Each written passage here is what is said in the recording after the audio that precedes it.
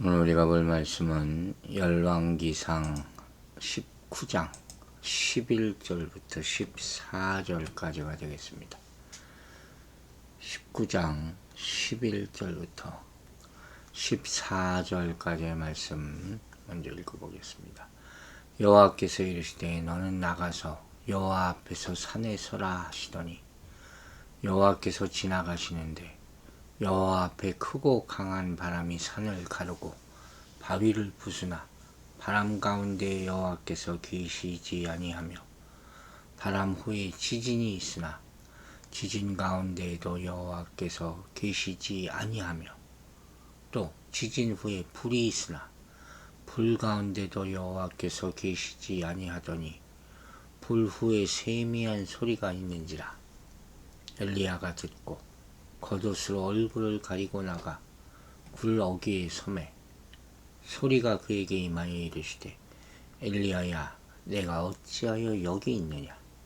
그가 대답하되 내가 만군의 여호와 하나님께 열심히 유별하오니 이는 이스라엘 자손이 주의 언약을 버리고 주의 제단을 헐며 칼로 주의 선지자들을 죽였음이오며 오직 나만 남았거늘 그들이 내 생명을 찾아 빼앗으려 하나이다.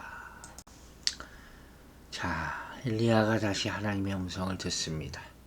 그런데 그 음성은 호렙산에서 만났던 하나님과 틀렸어요. 이 호렙산에서 만난 하나님은 엘리야가 평소에 경험해 먹고 들어왔던 그런 모습이 아니었다는 거죠. 먼저 하나님이 엘리야에게 굴에서 나가서 여호와 앞에서 산에 서라 이렇게 명령하시는 거죠. 그리고 크고 강한 바람이 불어오고 바람 후에 지진이 일어나는 폭풍, 지진 뭐 이런 것들, 불, 이 경건치 못한 자들을 제거하는 하나님의 심판을 상징하는 말들이 아닙니까? 그런데 이 광경 어디서 많이 본 것 같지 않아요? 바로 시내산에서 하나님이 모세에게 나타나실 때와 흡사하죠. 출애굽기 19장을 보면 18절부터 이런 말씀이 나오죠. 시내산의 연기가 자욱하니 여호와께서 불 가운데서 거기 강림하심이라.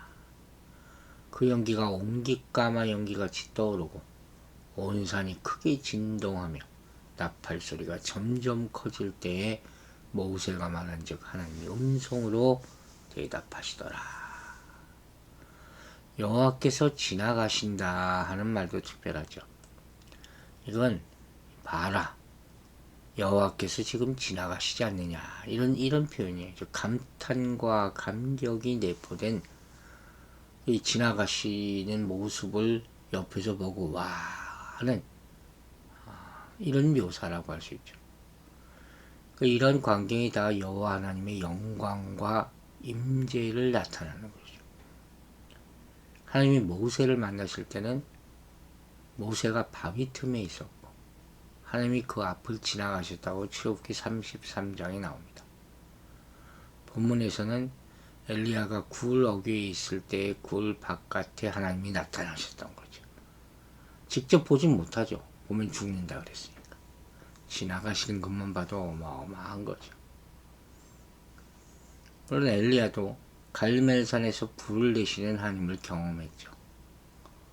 또 욥을 만나 주실 때요 하나님께서 폭풍 가운데서 욥에게 말씀하셨다고 욥기 38장에 나왔던 것으로 또 기억이 되죠. 그러니까 이런 배경을 다 보면 이런 모습들이 다 여호와의 임재를 상징하는 거 아닙니까? 그렇다면 지금 산을 가르고 바위를 부수는 폭풍이 불어닥칠 때, 지진이 일어나고 있을 때, 불이 붙고 있을 때 하나님이 바로 나타나셨어야 되는 거예요. 근데 오늘 본문의 특징은 바로 그러나 하나님은 그 가운데 계시지 않았다는 거죠. 오히려 이 모든 것이 지나간 후 조용할 때 세미한 하나님의 음성이 들려왔다. 여러분, 하나님은 폭풍이나 지진이나 불 속에 계시지 않았습니다. 왜? 하나님의 통치는 무자비한 것이 아니기 때문이다 하는 것을 보여주는 것이죠. 여호와께서는 부드러운 바람소리나 속삭임 이런 것들이 다 하나님이 가까이 계시다는 것을 상징하는 것이거든요.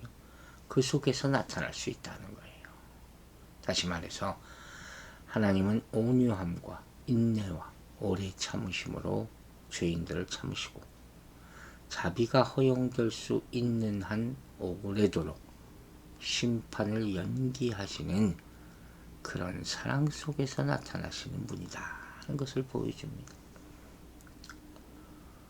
이러한 모습은 엘리야의 생각을 바꾸시기 위한 하나님의 의도가 있음을 우리에게 보여주는 거예요. 이게 무슨 말이냐? 자, 봅시다. 엘리야는 갈멜산에서 바알 선지와 벌인 대결 승리로 인해서 이스라엘에서 바알 숭배가 끝나고 백성이 이제는 하나님께 돌아올 것을 기대했을 거예요. 그러나 그 기대한 바는 이루어지지 않고 오히려 자신이 이세벨의 표적이 된 현실 앞에서 심한 좌절감과 무력감에 빠져서 광야에서 죽기를 구하다가 호렙산에까지 끌려오게 된 것 아닙니까? 그래서 하나님은 기적적인 현상 가운데 나타나지 않고 세미한 음성 가운데 나타나신 것으로 해석할 수 있다는 거예요. 다 기적이 전부가 아니다. 그리고 이런 세미하게 들려오는 하나님의 음성에 귀를 기울여야 하나님의 부르심에 응답하고 사명을 감당할 수 있다는 것을 보여주는 거예요. 여러분, 하나님의 음성은 여러 가지예요. 여러 상황 가운데서 여러 가지 방법으로 들려옵니다. 그걸 알아야 돼요. 내가 듣고 싶은 방법대로, 듣고 싶은 말만 들리는 게 아니죠. 그게 어떻게 하나님의 음성이겠습니까? 내 마음의 소리지. 이렇게 하나님은 때로는 극적인 현상 가운데서만 임하지 아니하시고 조용히 말씀하심으로 자신을 드러내시는 것이죠. 하나님은 엘리야가 기대하고 예상하던 방식이 아니라 새로운 방식으로 그를 만나 주시는 것입니다. 이로 말미암아 엘리야는 하나님을 더욱더 경외하고 하나님의 주도권을 인정할 수밖에 없는 것이죠. 그렇게 되게 만드는 거예요. 이게 하나님의 방법이죠. 우리가 여기에 순종해야 된다는 거예요. 여러분, 중요한 교훈을 얻는 거예요. 하나님은 우리가 기대하는 그런 고정된 방식으로 일하는 분이 아니라는 것이죠. 하나님이 임하시고 계시하시며 역사하시는 방법은 오직 하나님 당신께 달려있는 거예요. 특별히 영적 탈진에서 벗어나서 새롭게 되기 위해서는 하나님을 다시 만나고 하나님의 주도권을 인정하는 것이 먼저 필요하다 하는 것을 깨닫게 되기를 바랍니다. 즉, 우리는 고정관념만을 가지고 하나님과 하나님의 일을 바라보기 때문에 낙심하게 될 수 있다는 거예요. 그건 사실 자기 혼자 하는 낙심이에요. 우리는 하나님이 우리에게 익숙한 방법으로 행동해 주시기를 바라서는 안 되는 것이죠. 하나님이 원하시는 방법이 무엇인지 생각하면서 민감하게 반응해야 할 것입니다. 그래서 고정관념을 내려놓고 하나님을 새롭게 만나는 경건 훈련에 힘써야 하는 것이죠. 많은 사람들이 새로운 것을 배우는 것에 참 게을러해요. 어려워하고 두려워하고. 그래서 신앙이 성장하지 못하고 과거에 머물러 놓는 거예요. 여러분, 하나님 새로운 하나님이세요. 매일마다 새로운 하나님을 만나게 되기를 주 이름으로 축원합니다. 우리 사고방식과 태도가 경직되기가 얼마나 쉬운지, 또 편협하게 흐르기가 쉽다는 것을 인정하고 그런 굳은 마음을 깨뜨려야 한다는 것이죠. 사랑하는 여러분, 신앙생활의 낙심을 벗어나는 길은 하나님을 새롭게 인식하고 경험하는 것에서 시작된다는 사실을 이 기회에 꼭 배우게 되기를 간절히 기도합니다. 이제 13절을 보면 이런 말씀이 나와요. 엘리야가 듣고 겉옷으로 얼굴을 가리고 나가 굴 어귀에 섬에 소리가 그에게 임하여 이르시되 엘리야야 내가 어찌하여 여기 있느냐.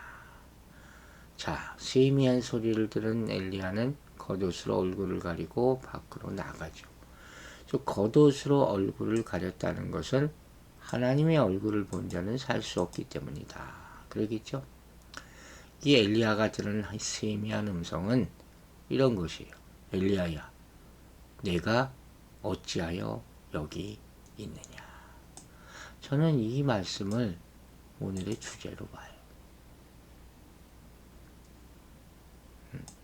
엘리야는 하나님이 어떤 말씀을 주실지 궁금해서 귀를 기울였을 거예요. 그는 앞으로 자신이 나가야 할 방향이나 당면한 문제의 해결 이런 것을 기대하고 나갈 것을 대부분의 사람이 그렇겠죠. 하나님 앞에 나아갈 때. 그런데 엘리야가 만난 하나님의 해답은 하나님은 해답을 주시는 하나님이 아니라 질문하시는 하나님이었어요. 이 욥기에 나온 말씀이잖아요. 욥기 38장에서 내가 이러저런 천지 만물을 창조할 때 너는 뭘 하고 있었느냐. 이게 욥의 가슴을 치는 것이거든요. 제가 하나님을 만날 때 이 구절을 통해서 만났다고 간증하지 않았습니까? 그리고 제가 허물어졌어요. 내가 아무것도 아니었구나. 내가 하나님을 안다고 까불고 살았는데 하나님이 질문에 단 하나도 대답할 수 없는 무지렁이 같은 인간이었구나. 그죠? 사실 이 질문을 하나님이 이미 엘리야에게 구절에서 물어보신 건데 다시 한번 반복하는 것이죠. 즉 내가 여기서 무엇을 하고 있느냐 하는 질문은 하나님이 엘리야에게 인생의 진지함을 깨닫게 하는 그런 질문이에요. 내 인생이 뭐냐? 여러분의 인생은 뭡니까? 여러분 뭐라고 대답하시겠어요? 우리 인생은 하나님의 일을 하기 주어진 인생이에요. 하나님의 일을 하기 위해서 주어진 인생. 알고 계십니까? 그렇다면 선지자의 삶이란 일반인보다 더 하나님께 헌신된 것이겠죠. 그런데 지금 엘리야는 아무 일도 하지 않고 탄식만 하고 있었다 하는 거예요. 조금 깨닫게 되시겠습니까? 엘리야는 지금 그가 마땅히 있어야 할 그런 상태에 있지 못했다는 것이죠. 자신의 비겁함, 하나님에 대한 믿음의 부족, 이런 것들을 절감할 필요가 있었습니다. 물론 그가 로뎀나무 아래 있을 때 그는 이런 책망을 받아들이기에 심신이 너무 연약한 상태에 있었죠. 그래서 하나님은 그때 거기서 그를 부드럽고 사려 깊게 대해주시지 않았습니까? 어루만져 주시고 어루만져 주셨다. 하나님은 그걸 모르지 않아요. 다 죽게 된 애를 가지고 너 뭐하니? 왜 이러고 있니? 이러지 않으세요. 그러나 이제 그때보다 더 강해졌고 이제 믿음을 회복하고 확신을 가질 수 있어야 된다 하는 것이죠. 그래서 이제 이 질문을 통해서 그의 의무를 저버린 것에 대한 책망을 받고 있는 거죠. 그는 하나님의 사자로서 이스라엘에 보냄을 받았고 하나님의 은총이 함께하는 동안 그곳에 머물러 있었어요. 하나님은 그의 예전의 삶의 상황에서는 그에게 언제 떠나고 언제 돌아야 하는지 가르쳐 주셨어요. 그러나 지금 그는 하나님의 지시를 따르지 않고 기다리지도 않고 자기 마음대로 내 인생 끝났다 하고 포기한 상태에 있는 것 아닙니까? 이것도 하나님을 버리는 거예요. 깊은 묵상이 있어야 돼요. 내가 어찌하여 여기서 뭐하고 있느냐. 보냄받았던 장소와는 너무 떨어져 있는 이곳에 있느냐. 아마 엘리야도 쿵 마음을 치는 소리를 들었을 거예요. 여러분, 깊이 생각해 봅시다. 네가 여기서 이 짧은 인생에서 도대체 뭘 하고 있느냐 하는 질문은 우리 모두에게 반복되는 질문이에요. 우리들을 나태나 실망 한가한 곳에서 벗어나도록 자극하는 질문이에요. 우리가 행해져야 할 일이 있고 제거되어야 할 악이 있죠. 격려받아야 할 선한 사람이 있고 지도받아야 할 의심하는 사람들이 있고 구원받아야 될 개인과 나라가 있고 흘러가는 시간이 있고 일정 춘몽과 같은 인생이 있고 영원한 세계가 기다리고 있고 오직 한 번뿐인 기회가 있는 거예요. 이게 우리 인생이에요.